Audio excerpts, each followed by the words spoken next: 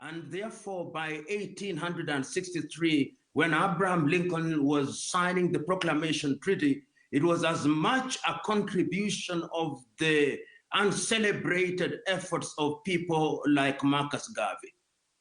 But Marcus Garvey aside, it is Williams from Trinidad whose activities spawned modern-day Pan-Africanism. And we remember that Williams, in the year 1900, organized a meeting in London. And that meeting held in London and organized by that great man was the beginning of the efforts towards bringing Africans, irrespective of where they were geographically resident, to talk about Africa. The 1900 meeting was followed by yet another meeting in 1919. And that meeting was organized by yet another great African and great Pan-Africanist, W.B. Du Bois. And Du Bois was telling his audience at that time that our kith and kin in the continent have been enslaved. Our kith and kin have been colonized. And if we do not support them, they'll not regain their independence. The 1919 meeting was followed once again by the 1921 meeting and 1923 meetings, both held in London. And ultimately, in 1927, there was a meeting in New York. But the most critical meeting for Pan-Africanism, at least the one that we can relate to in the continent of Africa, was in 1945, that was held in Manchester in the United Kingdom. Why I think that that was very significant, because Africans were represented there. Kwame Nkrumah represented Ghana at that meeting. Peter Abrahams was present from South Africa. Hastings Ngwazi Kamuzubanda was present from Malawi. Jomo Kenyatta was present from Kenya. Obafemi Awolowo was present from Nigeria. And there were representation from Jamaica and from Trinidad and from the United States of America. The 1945 meeting was critical because at that time, all African countries were under the tutelage of colonization, except for Ethiopia and Liberia. Liberia having been established as a settlement for freed slaves in 1847, and Ethiopia, of course, through the exploits of Emperor Menelik, had defeated the Italians at the Battle of Adwa, and were never, therefore, successfully colonized. After 1945, the struggle for independence was moving in earnest, and I think that the World War had helped in this regard. The freedom of India in 1947 had also helped in making colonization as a form of control to be one that was not very attractive to the colonizing powers. Which brings me to the question of how Africa was then divided.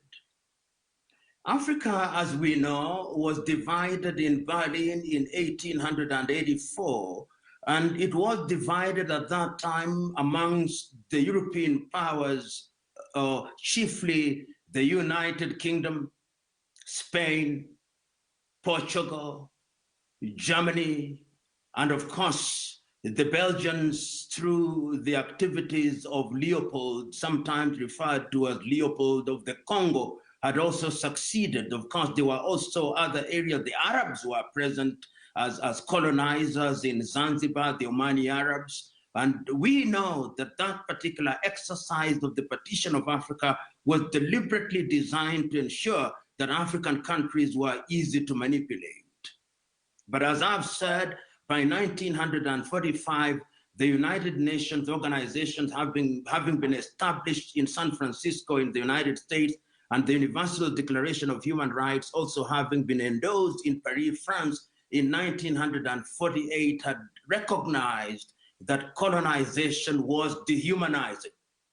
So that on the 6th day of March, 1957, when Ghana regained our independence, Kwame Nkrumah was very clear.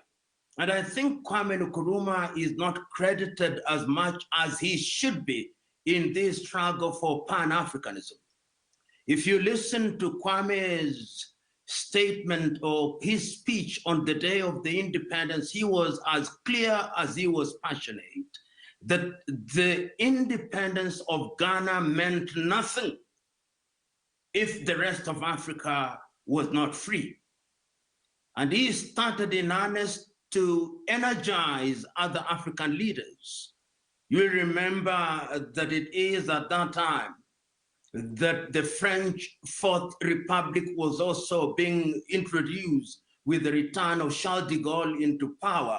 And at that time, what majorly happened for the benefit of Africa was the decision of Guinea through Ahmed Sékou Touré to vote no, so that they could gain their independence. And by 1958, we now had Ghana representing the former British colonies as having regained their independence, and of course, Guinea-Conakry representing the former French colonies having regained their independence.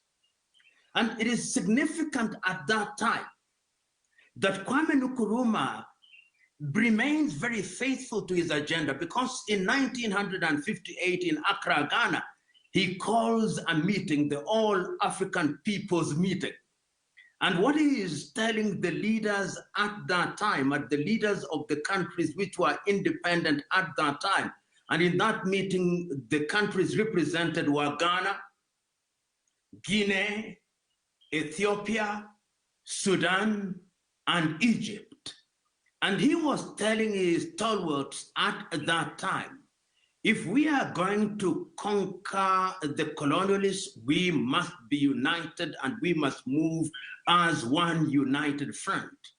And it is instructive that although Ghana was independent, in 1959, Kwame Nkrumah convinces Ahmed Sékou Touré and William Tubman of Liberia to sign a treaty in Sanquil in Liberia to think about Africa as a united front. There are a series of meetings at that time. The first meeting that we see at that time is in 1960. In 1960, we see the meeting that is held, I think 1960 and 1961, a meeting is held in Casablanca in Morocco. And the meeting in Casablanca in Morocco is one that once again is attended by true Pan-Africanists. It must always be remembered that even as early as those days, the colonial powers were very clear in their agenda, which sometimes was subtle, sometimes was not very subtle, particularly the French. The French had succeeded in recruiting the leaders of the so-called independent in Francophone Africa, people like Félix Houphouët-Boigny, people like Sylvanus Olympio in Togo, and others. And these were essentially fifth columnists whose agenda was to torpedo the entire process of the fight against colonization. So that when the meeting is held in Casablanca in Morocco at that time, and even before we go to Casablanca in Morocco, in 1960, there is another meeting in Accra, Ghana. And at that meeting, we begin to see people beginning to gain interest in the struggle for independence. And I go back to 1960 because Frantz Fanon is representing Algeria at that time, even before the Algerians have regained their independence. And this is going to be significant because the struggle for decolonization becomes the rallying point in the struggle to unite the African peoples. But we are talking about Casablanca, but the colonialists have succeeded in persuading some Africans that you don't need unity. What you need is nationalism, so that we have two groups in 1961. The Casablanca group, which comprises Algeria, Egypt, Guinea, and Libya, And then, of course, we have sometimes what is referred to as the Monrovia or the Brazzaville group. The Monrovia group is led by people like William Tubman, is led by people like the leaders from Nigeria, and you have a number of people who think and are telling Kwame Nkrumah, Kwame, we know you are talking about unity, but we hold the view that Africa cannot be united in the manner that you desire. We are going to retain our nationalism, but we are going to cooperate. But Nkrumah is telling them this is not the route to take. Ultimately, both the Casablanca group and the Monrovia group meet in Addis Ababa, Ethiopia in 1963. And that is when the Organization of African Unity is founded. So that indeed it is the Monrovia Brazzaville group that wins, and Kwame Nkrumah and the Casablanca group loses out. But I want us to listen to the speech of Kwame Nkrumah on the 23rd day of May in 1963 in Addis Ababa. He was as passionate as he was eloquent. He told his audience, and allow me to paraphrase, if we do not come out of this meeting with a united African government, with one army, with one currency, with one capital, I am telling you that the erstwhile colonizer is going to ensure that we are divided. Those of you who are present here are going to get used to your national flags, to your national anthems, to your national mottos. Those of you who are going to be appointed as ministers are going to enjoy the perks that come with your office. Those of you who are here as heads of states and government, you are going to get used to 21 gun salutes, and it's not going to be easy to unite Africa. If only they had listened to the Osagifo on that day, Africa would have been totally different. But lo and behold, we ended up with a weak Organization of African Unity, whose history we know and whose history we'll discuss on another day. But suffice it to say that after the 1963 meeting, there was yet another meeting in Cairo in 1964. And when we are holding the Cairo meeting in 1964, once again, it is the Monrovia Brazzaville group that is winning. The question at that time, what do we do with the inherited colonial boundaries? There are those who argued at that time that if we move in the direction of changing these boundaries, it will create conflict. At that time, there was already a boundary conflict between Ethiopia and Somalia. And ultimately, in Cairo, we came up with what is the Organization of Africa's doctrine on the inviolability of the independence boundaries, and it was agreed that the independence boundaries would not be disturbed. And ultimately, of course, we know what that has brought about in terms of undermining African unity. It is also instructive that at that time, there are those who took the view that there was something that was beginning to emerge. The emergence of the Soviet Union after the World War II, and the emergence of the United States of America, and therefore a bipolar world, so that the world is forced to look either east nor west. And that is why Kwame Nkrumah says we should neither look east nor west, we should look forward.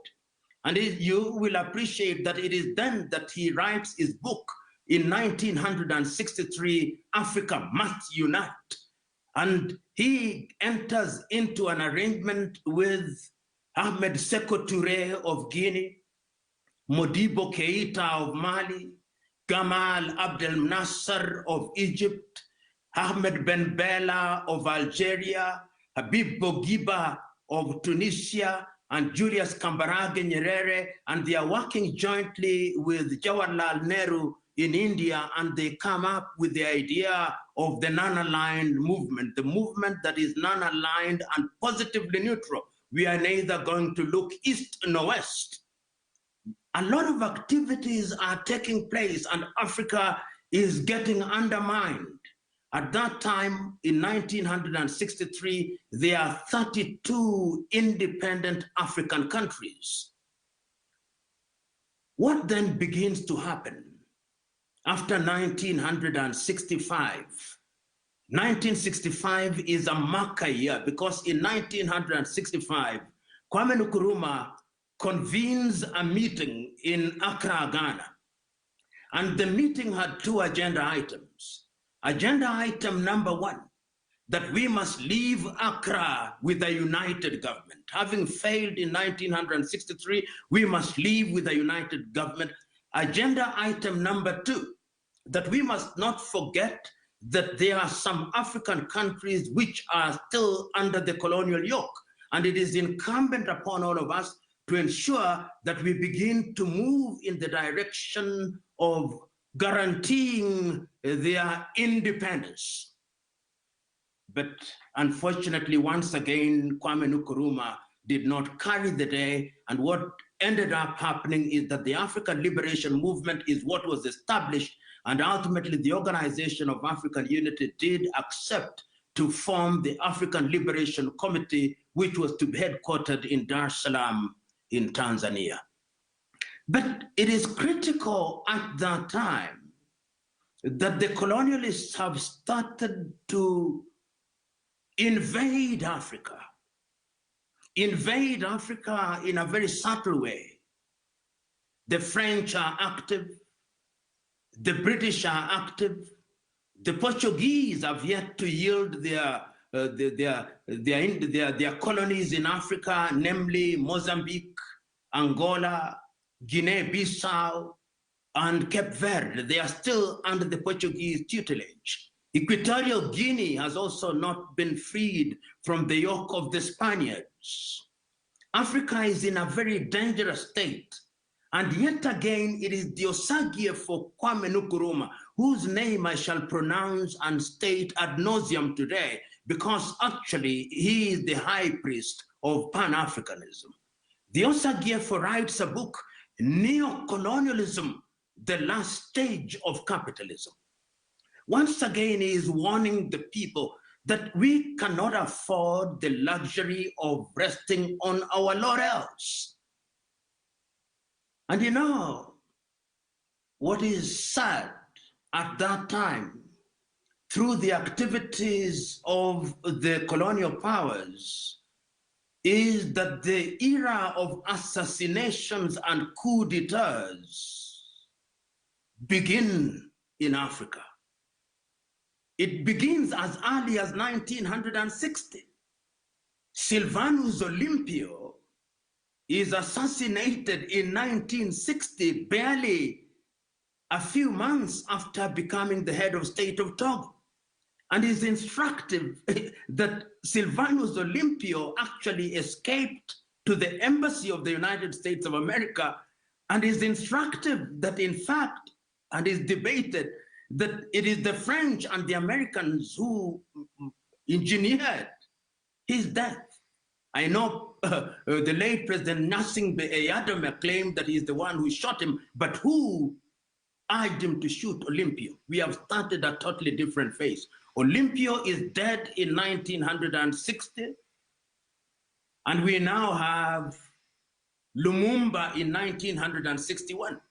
Once again, Joseph Kasavubu has been recruited by the Belgians. Mobutu Sese Seko has been recruited by the Belgians. And Patrice Lumumba is assassinated at the behest of these powers, courtesy of Moise Tshombe. And Congo has never known peace. They are destabilizing these countries to ensure that Africans are not united.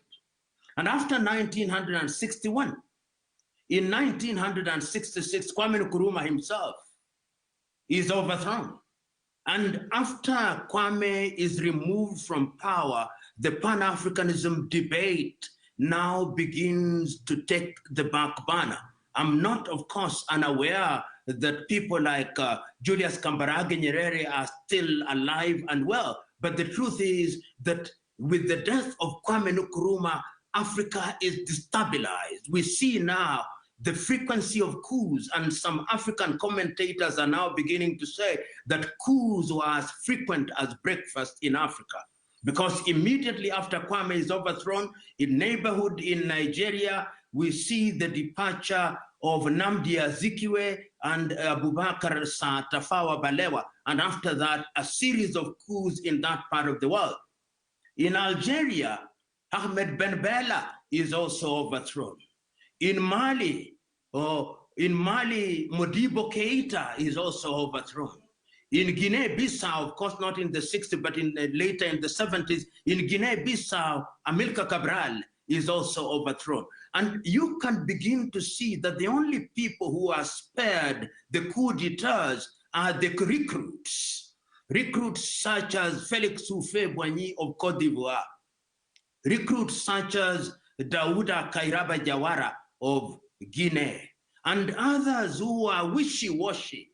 People like Leopold Sedar Senghor, although he leads the Negritude movement, but is as much a Francophile as he pretends to be an African. So that there is a sense in which when you go into the entire Sahelian region, whether you are in Mauritania, we see a coup d'etat and the emergence of Mokhtar Ould-Daddah, and you go down there and you see the departure of people like David Dacko in Central Africa and the emergence of Jean Bedel Bokassa, and you go into different countries, you see changes have taken place, and all these are designed to undermine Africa. Meanwhile, the question that then arises is that Africa is divided into this new world. You will remember I talked about the bipolar world, the United States of America and the Soviet Union. They themselves are engaged in recruitment, and I think this is very critical so that we are better able to appreciate why the Pan-African movement is now undermined.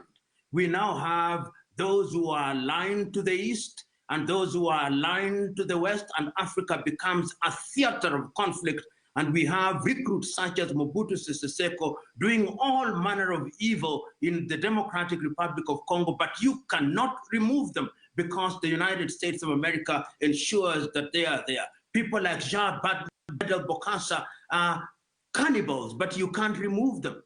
And even in the North, and sometimes I hear this debate whether our Arab friends are also candidates for Pan-Africanism.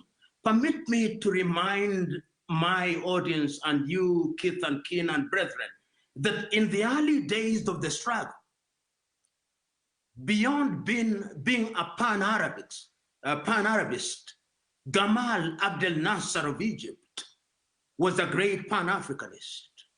Ahmed Ben Bella of Algeria was a great Pan-Africanist. Habib Bourguiba of Tunisia was equally a great Pan-Africanist. And it is instructive that much later in the year 2000, the real successor in terms of enthusiasm and passion for Africa was to be Muammar al-Gaddafi of Libya in 2002, when he signed the agreement for the formation of the AU in Sirte and ultimately its adoption in Johannesburg in South Africa. In a nutshell, what one is saying and why this history is important, it helps us to understand why the enterprise was torpedoed by the machinations of the Western powers who do not want to see Africa united. But allow me to backpedal a little. As we are talking about the African liberation movement and Pan-Africanism, we must also remember that many African countries were still not free from the colonial yoke.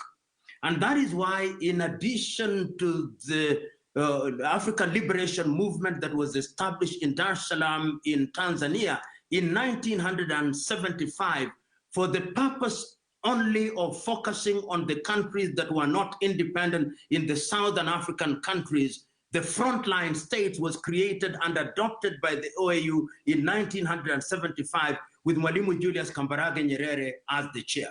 And the agenda of the frontline states, which comprised Tanzania, Zimbabwe, Angola, Zambia, those states were mandated with the task of ensuring that Mozambique was free, Rhodesia then, which is Zimbabwe, was free. Namibia was free. Angola was free. And South Africa to be liberated from the apartheid regime. And it is critical to appreciate that it is the Pan-Africanist spirit that informed the formation of the frontline state. The apartheid regime was raiding these countries every so often. We remember at one time an armored column nearly reached Angola, Luanda in Angola. But ultimately, through the efforts of the frontline state, which was chaired, as I've said, by Mwalimu Julius Kambarage Nyerere between 1975 and 1985, when Kenneth David Kaunda of Zambia now took over. These were sacrificial. And they were designed to ensure that once we are all free, we can now unite and begin to look at the agenda of Pan-Africanism in the manner that was conceived in the 1960s, and if you go a little further, even in the 1900s. What then happened with the frontline state? Because I think this is very critical, because a lot of energy was being consumed by the countries which were still under the colonial yoke. In Angola, we see that even as we have parties that are fighting, there are some parties which are not Pan-Africanist. FNLA of Holden Roberto, UNITA of Jonas Malheiro Savimbi, and of course, we have Agostino Neto's MPLA. It succeeds because it is supported and it is assumed that Neto is going to join in the Pan-African agenda. Equally, when the Pan-Africanists are supporting ZANU-PF at that time, or the ZANU-PF and ZAPU at that time, it is assumed that after Robert Mugabe and Joshua Nkomo regain power from the Smith administration, they will strengthen the African movement.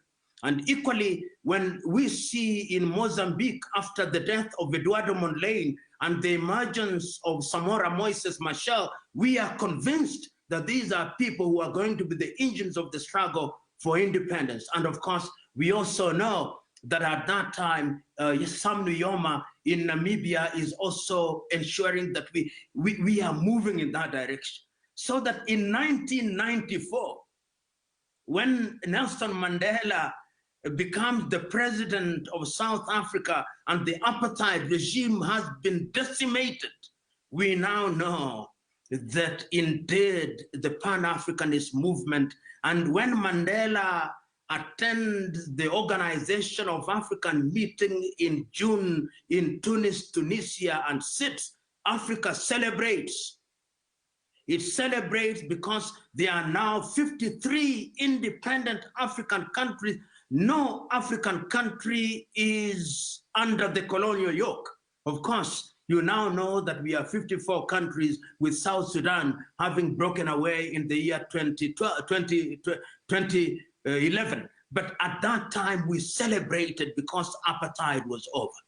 And this once again brings me to the entire question of Pan-Africanism. It is something that is alive today as it was alive in the early days.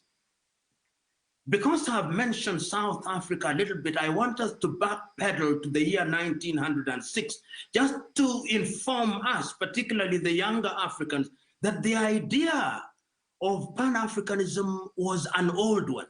You know, as I said a little earlier, in 1900, Williams from Trinidad was calling a meeting in London, and we had the meetings in Manchester, and we had all these meetings of the Pan-African movement. You remember in 1945, we talked about the Manchester meeting, the Pan-African meeting. In 1974, we had a Pan-African meeting in Dar es Salaam. In 1994, we had a Pan-African meeting in Kampala, Uganda. And in the year 2014, we had a Pan-African meeting in Johannesburg, South Africa.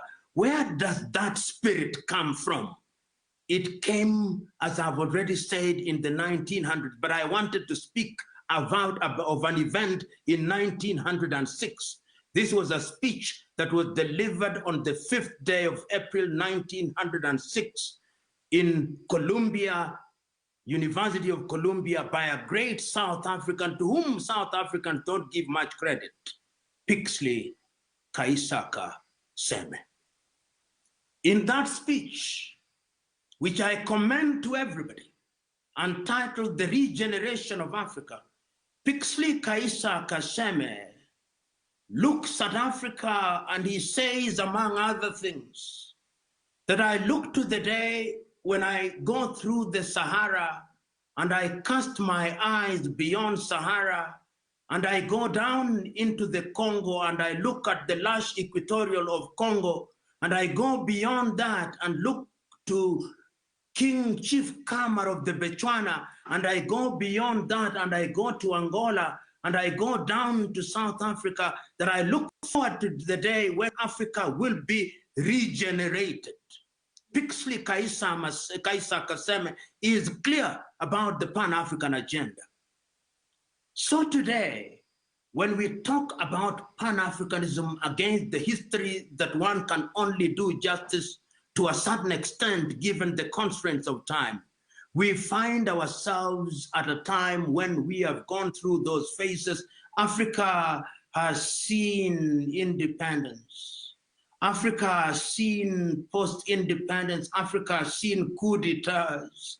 Africa has seen guerrilla movements. Africa has seen civil wars. Africa has seen genocides in Rwanda. Africa has seen ethnic wars. Africa has seen religious wars.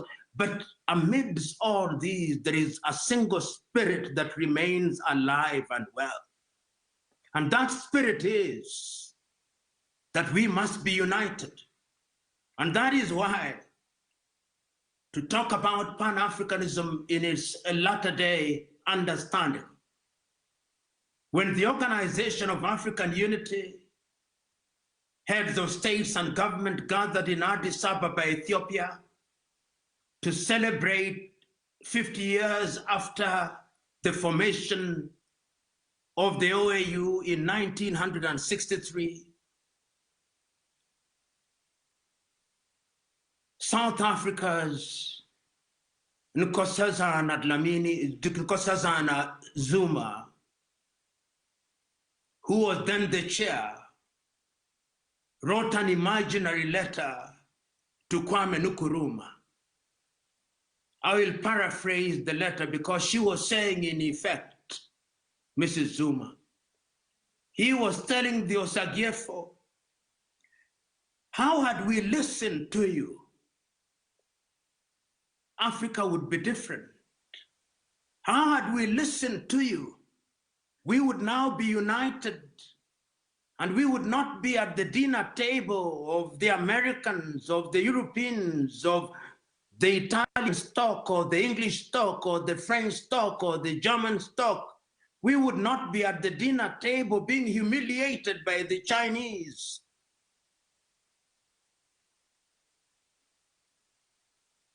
Zuma wrote that imaginary letter and said, but all is not lost. I can look forward to the day when Africa will have regained our luster, when the Democratic Republic of Congo will be the engine of Africa, when there'll be a railway line from Addis Ababa in Ethiopia to Dakar in Senegal, when there'll be a railway line from Cape Town in South Africa to Cairo in Egypt. Zuma writes that imaginary letter to Kwame Nkrumah. And I want to believe that that is the basis of Africa Agenda 2063. Because Africa Agenda 2063 is actually a rehash of what Kwame Nkrumah was saying in the 1960s. So that today, when we talk about Agenda 2063, we must see it in the context of the lost opportunity and the desire of Africa that by 2063, we will be united, but I hope that it will be sooner rather than later. That is how I understand the Africa Continental Free Trade Area signed in Kigali, Rwanda in the year 2018, which tells us that we must now unite. That is how I understand the Yamoussoukro Agreement, which say that the African skies must be open. That is how I understand the Maputo Protocol. That is how I understand all these protocols. That is how I even understood that earlier, the Lagos Plan of Action of 1980 of ensuring that Africa grows as one unit. Today, when we talk about Pan-Africanism, we must remind ourselves that Pan-Africanism is about uniting us. We must tell ourselves whether we are Africans in the mother continent or we are Africans in the United States of America, or we are Africans in the Caribbean, whether you are in Jamaica or Barbados or Barbuda or in Brazil or in Europe, Africans in the diaspora. We are saying that the time is now when Africa must begin to rethink. We are telling ourselves that the parties that invoked the name of Pan-Africanism must now revive. Every political party in Africa must now ask the question, when will we dissolve all these boundaries? When will it be possible in the spirit of Pan-Africanism that I can move without let and hindrance from Johannesburg in South Africa through to Namibia, and from Namibia through to Lesotho, and from Lesotho through to Eswatini, and from Eswatini through to Mozambique, and from Mozambique through to Zimbabwe, and from Zimbabwe through to Angola, and from Angola to Equatorial Guinea, and from Equatorial Guinea I can move to Malawi and Zambia and have a detour of the Comoros, and from Comoros to Madagascar and to the Seychelles, and as I come up, I'm able to move into Tanzania and to the Democratic Republic of Congo, and I don't stop there. I move to Uganda, and I move to Rwanda and to Burundi and to Nairobi, move to Eritrea and to Somalia, and I don't stop there. I go to Djibouti, and from there I move to South Sudan and to Sudan, and I don't stop there. I go to Egypt, and I go to Tunisia, and I don't stop there.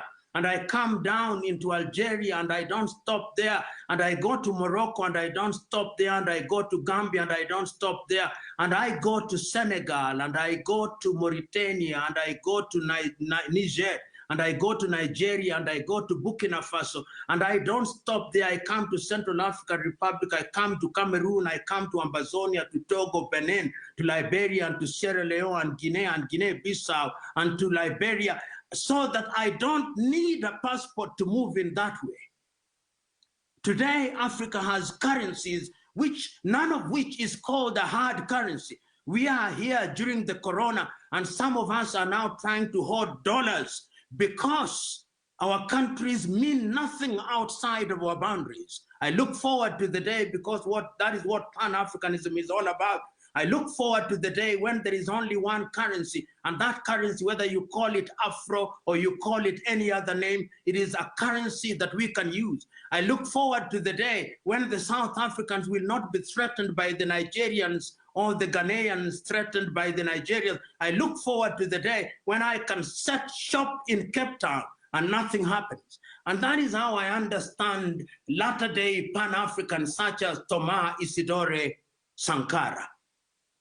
Thomas Isidore Sankara took power in 1985, 1983, and within 5 years, he had come up and was speaking a different language. Sometimes when we talk about Thomas Sankara, we think he was the age mate of Kwame Nkrumah. He lived in our lifetime, but he used the opportunity of energizing the process of Pan-Africanism.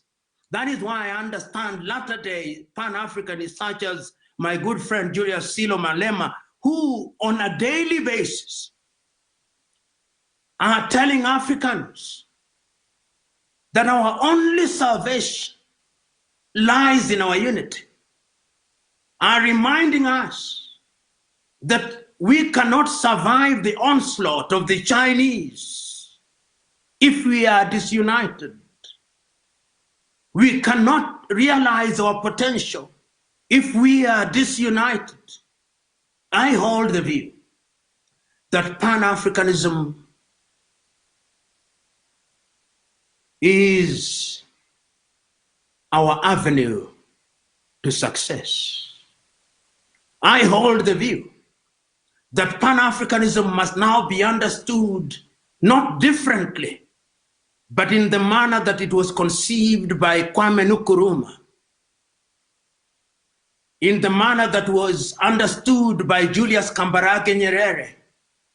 But Kwame Nkrumah is not telling us from the grave that his ideas are set in stone. Kwame Nkrumah is telling us that you, the younger generation, must now take the baton. And this brings me to the speech that I started with. The speech that was delivered on the 6th day of March, 1997, by Julius Kambarage Nyerere, had stopped at a point when Mwalimu had said that our salvation demanded that we are united. And he said,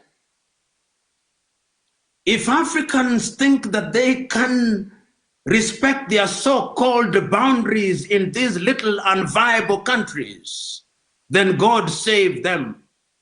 But God is not in the business of saving those who have chosen to embrace stupidity for its own sake, Mwalimu said. Mwalimu said that when he retired as the president of Tanzania, whenever he went out and he was introduced as the president of Tanzania, some in his audience asked, and what is Tanzania? Is Tanzania next to Johannesburg? They do not know, Mwalimu said.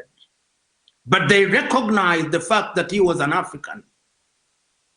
He reminded us that it is not our Tanzanian-ness that matters. It is not our Kenyan-ness, it is not our Ugandan-ness, or South African-ness, or Namibian-ness, or Angola-ness that matters. It is our African-ness.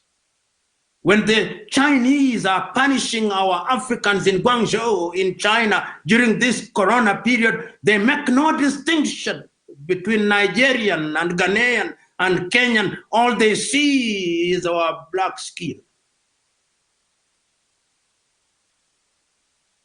When we are being humiliated in European airports and are being asked for all manner of vaccination, and I suspect that in the coming future, we will not go to Europe unless we have a vaccine which is manufactured by Roche or some other pharmaceutical company in Europe. We will not be allowed to go into that part of the world. When our great sons and daughters in the diaspora are being humiliated in the United States of America or in Brazil, they are not asking whether they are Ghanaians or whether they are Guineans or whether they are Central African Republicans. They are saying these are Africans, they are of one stock. Mwalimu was said. And he said that our generation may have been successful in midwifing the process of independence. The time is now that you, younger generation, must now take the baton and ensure that all these little organizations that you have created, East African Community, SADC, ECOWAS, Maghreb, Central African Unity, combine them into one so that Africa can be united. And we are not being naive in saying that we will be united immediately. We must begin to move in the direction. Because I'm being hosted from South Africa, I want to remember something that I saw as a young man in the 1980s. It is a documentary prepared by a great Pan-Africanist and a Kenyan, Professor Ali Mazurui, Africa, a Triple Heritage.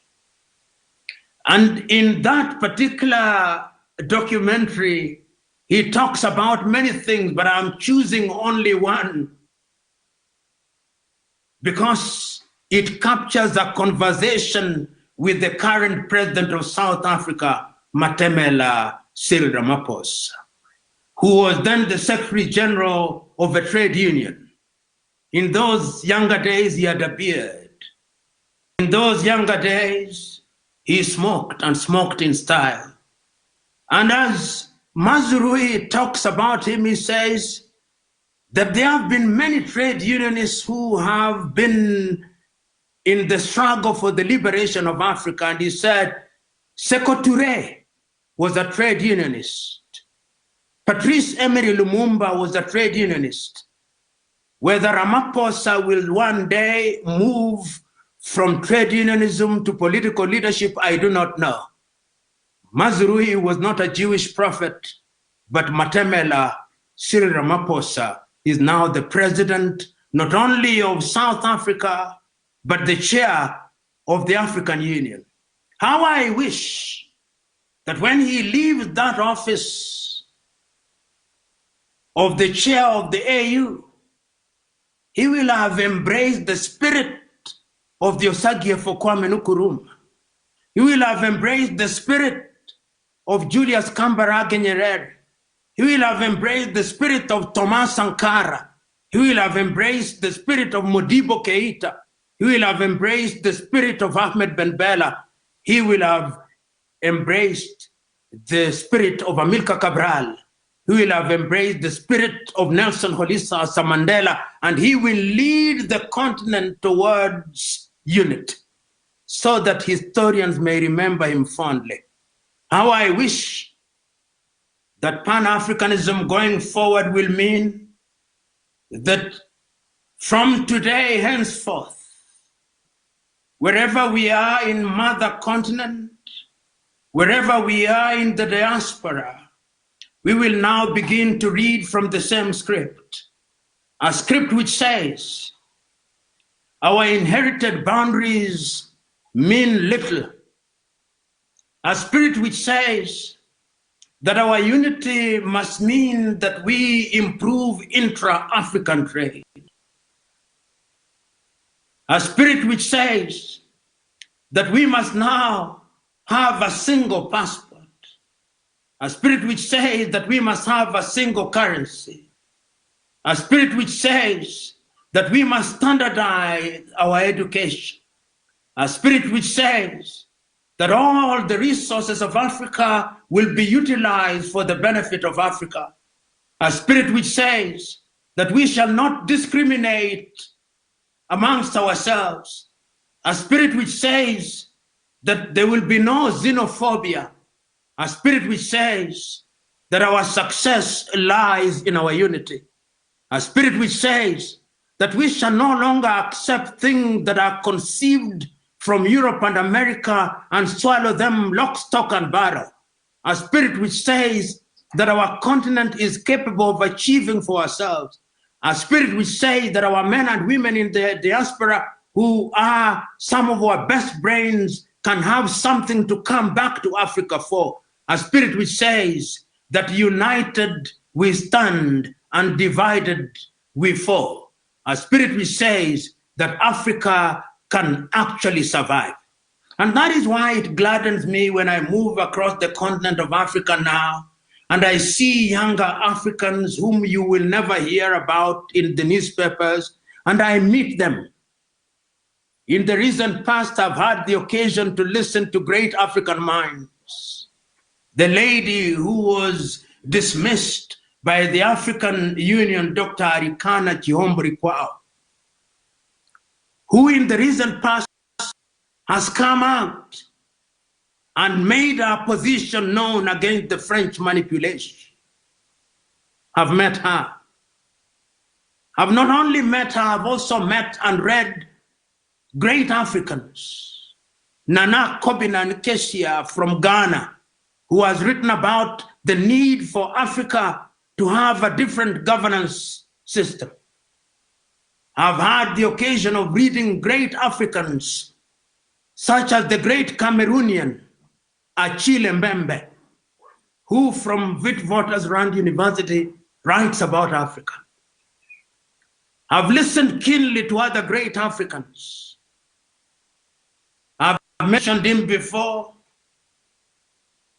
Silo Julius Malema.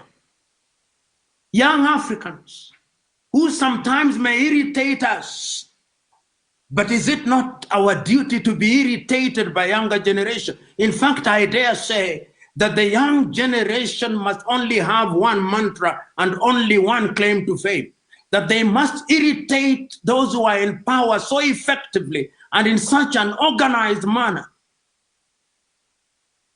that they'll have no choice but to do that which is good and right. I've met a young Zambian, Kelvin Kaunda, founded a university, the Eden University, teaching about Pan-Africanism. I can go on and on, but there is no reason why we should give up.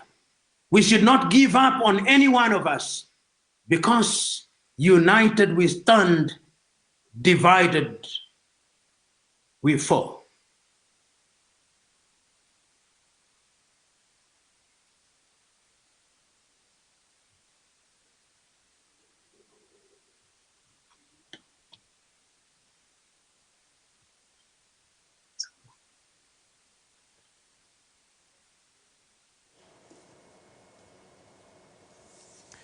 That was Professor Patrick Lumumba, delivering the Pan-Africanism lecture courtesy of the Economic Freedom Fighters. A very good afternoon to you and a warm welcome to the agenda on SABC News. I'm Simpio Ngona. Thanks for joining us. Let's take a